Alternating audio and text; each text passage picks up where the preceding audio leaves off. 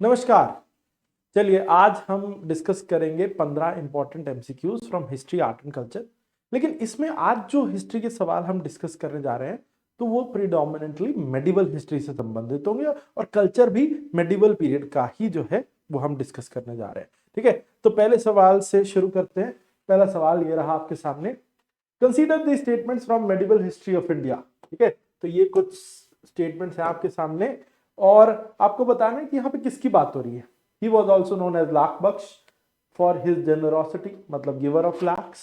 दूसरा, he was given the charge of Gauri's Indian possessions after 1192। तो इन्हें गौरी के जो पोजेशंस थे 1192 के उनका इंचार्ज बनाया गया था। तो कौन है ये व्यक्ति? कुतुबुद्दीन ऐबक, ताजुद्दीन यिल्दोज, नसीरुद्दीन का बादशाह या मोहम्मद बिन बख्तियार खिलजी। तो इसका आंसर आप बताएंगे। ठीक है, चलो मैं बता देता हूं इसका आंसर। आंसर है ए, कुतुबुद्दीन ऐबक जो स्लेव थे मोहम्मद गौरी के, इनको बनाया गया था और यही वो व्यक्ति थे जो 1206 में दिल्ली पर कब्जा करने में सफल हो जाते हैं। ताजुद्दीन यिल्दोज को गजनी या अफगानिस्तान का इलाका मिला, नसीरुद्दीन का बादशाह को मुल्तान का इलाका मिला और मोहम्मद बिन बख्तियार खिलजी को जो है वो बंगाल का इलाका मिला और कुतुबुद्दीन ऐबक को मिला दिल्ली। ठीक है, तो ये है कुतुबुद्दीन ऐबक, इन्हें लाख बख्श भी कहा जाता था। ठीक है जी, चलो अब इन स्टेटमेंट्स पर आपने ध्यान देना है और ये बताना है कि ये किसके बारे में कहा जा रहा है। He introduced Persian festival of Navroz in India and Punjab saw large scale conversion during his rule. तो ये कौन है जिसके बारे में यहाँ पे दोनों स्टेटमेंट्स में बात हो रही है? कुतुबुद्दीन ऐबक, आराम शाह, घियासुद्दीन बलबन या फिर रुकनुद्दीन फिरोज। ठीक है, तो ये आपको बताना। ठीक है, तो आंसर है इसका सी, घियासुद्दीन बलबन। तो घियासुद्दीन बलबन थे जिनके समय में हुआ क्या कि इन्होंने नवरोज की प्रथा शुरू करी। एक पैबोज और सजदा का सिस्टम इन्होंने बहुत ही पॉपुलर जो है शुरू किया था दिल्ली सल्तनत दरबार में। तो बहुत ही स्ट्रॉन्ग आयरन विल सुल्तान था बलबन, और बलबन ने आते ही जो है एक प्रथा खत्म की थी जिसे हम बड़ा फेमसली जानते हैं, चहलगामी व्यवस्था जो है जो इल्तुतमिश ने शुरू की थी वो इन्होंने खत्म कर दी, क्योंकि ये भी तो खुद उसी व्यवस्था से आए थे। ठीक है, तो घियासुद्दीन बलबन। ठीक है, तो घियासुद्दीन बलबन रजिया सुल्तान के बाद नोटेबल रूलर थे। पैबोज सजदा इन्होंने शुरू किया था और बहुत ही जल्दी रैंक चढ़े थे। ठीक है, और इनकी डेथ के बाद इनका बेटा चैकुबाद गद्दी पे बैठा और उसके बाद लास्ट रूलर कयूमार। ठीक है, सवाल अगला, which of these was not among the ordinances issued by Alauddin Khilji? पहला, कॉन्फिस्केटेड प्रॉपर्टीज ऑफ नोबल्स। दूसरा, organised intelligence system to know secret activities of nobles. तीसरा, public sale of drugs and alcohol was totally stopped. और चौथा, मास killings of nobles. तो इनमें से कौन सा जो है ऑर्डिनेंस जो है वो अलाउद्दीन खिलजी के द्वारा शुरू नहीं किया गया था? नोबल्स की प्रॉपर्टीज कॉन्फिस्केट करना, उन इंटेलिजेंस सिस्टम को एक्टिवेट करना या ऑर्गेनाइज करना ताकि नोबल्स की एक्टिविटी बदले चले, public sale of drugs and alcohol को रोकना, या मास किलिंग ऑफ नोबल। तो इसका आंसर है डी, मतलब इसमें ABCD देख लेना, 1 2 3 4 लिखा है, तो ये है आपका आंसर। ठीक है जी, तो मास किलिंग्स ऑफ नोबल नहीं, ये नहीं था उनके ऑर्डिनेंसेस में। तो ऑर्डिनेंसेस में था प्रॉपर्टी कॉन्फिस्केट करना, इंटेलिजेंस सिस्टम डेवलप करना ताकि उनके प्लान्स पता चलते रहे इन्हें, पब्लिक सेल ऑफ ड्रग्स और अल्कोहल को रोक दिया, सोशल गैदरिंग और फेस्टिवल्स में जो है इन्होंने नोबल्स का जाना रुकवा दिया, मास किलिंग का ऑर्डर नहीं दिया था। Next, consider the statements from medieval history of India. पहला है, Khizr Khan was the founder of Sayyid dynasty. दूसरा, Mohammad bin Tughlaq was the founder of Tughlaq dynasty in India. ठीक है, अब आपको बताना है कौन सी स्टेटमेंट इसमें से करेक्ट है। खिज्र खान सईद डायनेस्टी से जुड़े हैं, पहली स्टेटमेंट। हाँ जी, जुड़े हैं, इन्होंने ही सईद डायनेस्टी की स्थापना की थी। तैमूर सईद डायनेस्टी को एस्टैब्लिश करके गए थे भारत में और खिज्र खान को बिठा के गए थे लाहौर मुल्तान वाले रीजन में। उसके बाद मोहम्मद बिन तुगलक, तुगलक डायनेस्टी के फाउंडर नहीं, ये गलत है क्योंकि घियासुद्दीन तुगलक थे फाउंडर। ठीक है, घियासुद्दीन तुगलक फाउंडर था जो अलाउद्दीन खिलजी के लिए काम करते थे और नॉर्थ वेस्ट फ्रंटियर को डिफेंड करने का उनके समय पे काम घियासुद्दीन तुगलक ने किया था, और बाद में दिल्ली पे कब्जा भी किया घियासुद्दीन तुगलक ने। तो आंसर है वन ओनली, मतलब ए इसमें करेक्ट आंसर है आपका। ठीक है जी। चल अगला, who is refer to as he in the below given passage. यहाँ ही कौन है? ही कंपोज आखिरी कलाम इन 1529-30। ही कंपोज पद्मावत इन 1540-41। तो कौन है ये? मलिक मोहम्मद जैसी, जियाउद्दीन बरानी, कुतुबुद्दीन ऐबक या अमीर खुसरो। तो इसका आंसर है मलिक मोहम्मद जैसी। ठीक है, मलिक मोहम्मद जैसी जो है, इन्होंने ये दो इनके इंपॉर्टेंट वर्क है, एक तो आखिरी कलाम 1529-30 और दूसरा पद्मावत जिन्होंने 1540 में लिखा। पद्मावत बहुत फेमस है, जिसके ऊपर एक बहुत फेमस मूवी जो है वो बनाई गई, जिसे हम जानते हैं पद्मावत के नाम से ही। ठीक है, चलो next, consider the following statements. पहला, battle of Chausa was fought between Humayun and Sher Shah Suri. दूसरा, battle of Khanwa was fought between Hemu and Babur. तीसरा, battle of Chanderi was fought between Babur and Rana Medini Rai. तो इसमें बताना है आपको कौन सी स्टेटमेंट जो है वो करेक्टली मैच है। ठीक है, तो वन ओनली, मतलब करेक्ट मैच नहीं है actually, which like the correct statement बस, या ठीक है, या करेक्ट कोड, बस इतना ही बहुत है, ये कुछ गलत आ गया है। ठीक है, तो पहला ठीक है, बैटल ऑफ चौसा 1539 में लड़ी गई थी हुमायूं और शेरशाह सूरी के बीच में, जिसमें Humayun was defeated. Battle of Khanwa Babur और राणा सांगा के बीच में थी, तो ये वाला रॉन्ग है। और तीसरा, बैटल ऑफ चंदेरी राणा मेदिनी राय और बाबर के बीच में लड़ी गई थी 1528 में, ये भी ठीक है। ठीक है, तो खानवा 1527 में लड़ी गई थी, लेकिन बाबर और दूसरी तरफ थे राणा सांगा। ठीक है, तो आंसर इसमें है आपका जो है 1 and 3 should be correct, 1 and 3। तो 1 and 3 मतलब आपका ऑप्शन बी। ठीक है जी, चलो in the context of medieval history of India. पहला, Afghan warlord Sher Shah Suri built the Rohtasgarh fort in Jhelum. Rohtas fort was declared UNESCO heritage site in 1997, which is example of Muslim military architecture of South Asia. Rohtas fort is located in Bihar, India. ठीक है, तो इसका answer देखो, statements में देखे, answer है C, second only is correct. ठीक है, इनकरेक्ट पूछा था, तो second is incorrect due to 1993, ये डेट यहाँ गलत है। बाकी ठीक है, पहला वाला इंफॉर्मेशन है कि रोहतासगढ़ फोर्ट झेलम डिस्ट्रिक्ट पंजाब पाकिस्तान में, और रोहतास फोर्ट बिहार इंडिया में। दोनों ही फोर्ट जो है वो किसने बनवाए थे? दोनों फोर्ट शेरशाह सूरी ने बनवाए थे, एक पाकिस्तान में है और एक भारत में है, बिहार में। यूनेस्को वर्ल्ड हेरिटेज साइट की बस डेट देख लेना आप, ये गड़बड़ है, बाकी सब ठीक है। ठीक है जी, चलो Who built the tomb of Jahangir? Jahanara बेगम, शाहजहां, इत्मादुद्दौला या नूरजहां। आंसर देखे, आंसर है ये ठीक कर लो, ये गलत आ रहा है यहाँ पे आंसर। आंसर नूरजहां नहीं है, आंसर है शाहजहां।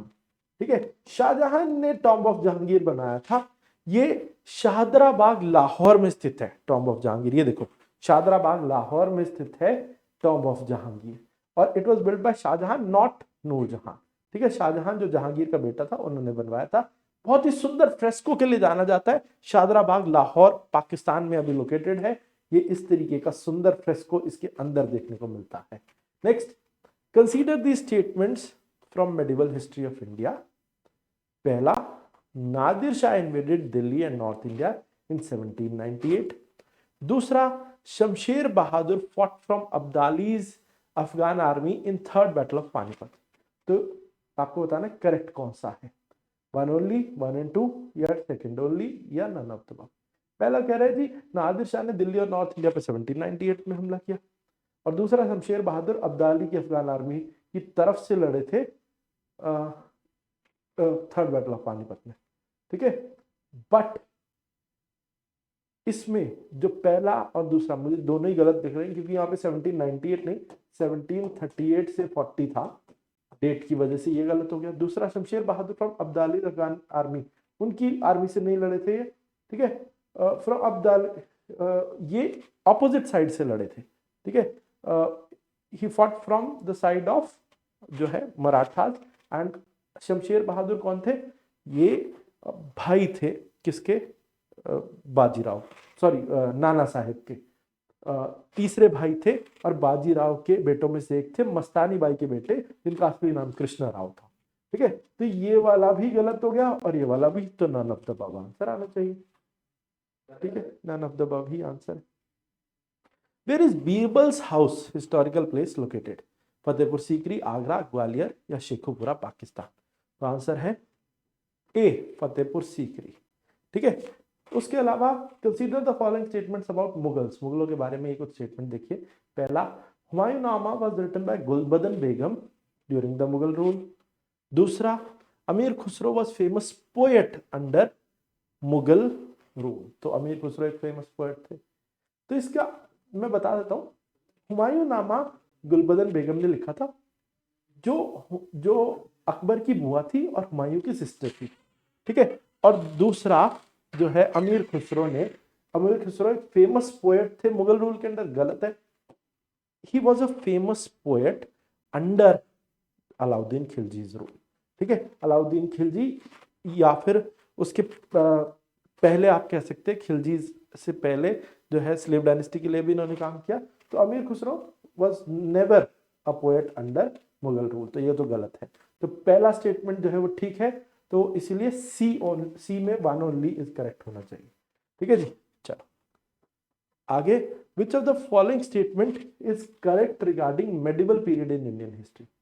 पहला है, Amir Khusro is known as father of Urdu literature in India. पहला स्टेटमेंट कि भाई वो फादर ऑफ उर्दू लिटरेचर के नाम से जाने जाते हैं। दूसरा, Bairam Khan was the trusted general under Aurangzeb. Bairam Khan Aurangzeb के एक ट्रस्टेड जनरल थे। तीसरा, Ibn Battuta ride in the court of Alauddin Khilji. ठीक है, तो अब बताना है आपको कि सही उत्तर क्या है, कि कौन सा जो है वो कहिए, 1 ओनली, 1 एंड 2, 3 ओनली या 1, 2 एंड 3। ठीक है, तो पहली स्टेटमेंट इसमें ठीक है, Amir Khusro is known as father of Urdu literature in India. दूसरा, बैरम खान औरंगजेब के अंदर ट्रस्टेड जनरल नहीं थे, he was a trusted general under Humayun service and later under Akbar, under which he rebelled. ठीक है, तो इसमें हुमायूं आता तो ठीक होता। Ibn Battuta ride in the court of Alauddin Khilji. Ibn Battuta Alauddin Khilji के कोर्ट में नहीं आए थे, he arrived in the court of Mohammad bin Tughlaq. तो ये भी गलत है। तो सही आंसर क्या है? 1 ओनली। ठीक है, तो 1 ओनली इसमें सही है। चलिए अगला सवाल, consider the following statements regarding Dakhni Taj. It is located in Aurangabad, Maharashtra, पहला। दूसरा, it was built in memory of Aurangzeb's wife. ठीक है, तो आपको बताना है कि करेक्ट मैच नहीं बताना, करेक्ट कोड, करेक्ट कोड इसमें। ठीक है, तो 1 ओनली, 1 एंड 2 बोथ, 2 ओनली या नन? तो आंसर है बी, दोनों ही ठीक है। हाँ जी, क्यों? क्योंकि औरंगाबाद महाराष्ट्र में बीबी का मकबरा नाम से ये एक जो है दखनी ताज मौजूद है, और 1660 में से औरंगजेब ने बनवाया था अपनी वाइफ दिलरास बानो बेगम की याद में, जिन्हें रबिया उद दुरानी भी कहा जाता था। ठीक है, तो दखनी ताज जो है वो औरंगाबाद महाराष्ट्र में है, और ये ताजमहल के मौजोलियम से बहुत मिलता जुलता है। ताजमहल जो मुमताज महल की याद में बनाया गया था। आगे, which of these rulers is responsible for making बुलंद दरवाजा इन फतेहपुर सीकरी? तो इनमें से किस रूलर ने बुलंद दरवाजा बनाया फतेहपुर सीकरी? तो आंसर है अकबर, हुमायूं, शाहजहां या जहांगीर। तो आंसर आपका बनता है अकबर। क्यों अकबर क्यों बनता है बता देता हूं। अकबर अपना उन्होंने राजस्थान और गुजरात की तरफ एक कैंपेन जो है वो लॉन्च किया था, और जब वहां से जीत के आए तो तकरीबन 1567 में उन्होंने ये बनवाया Buland Darwaza, which was also known as the victory gate, कि जो उनकी जीत का प्रतीक था। तो अकबर इसमें सही उत्तर है।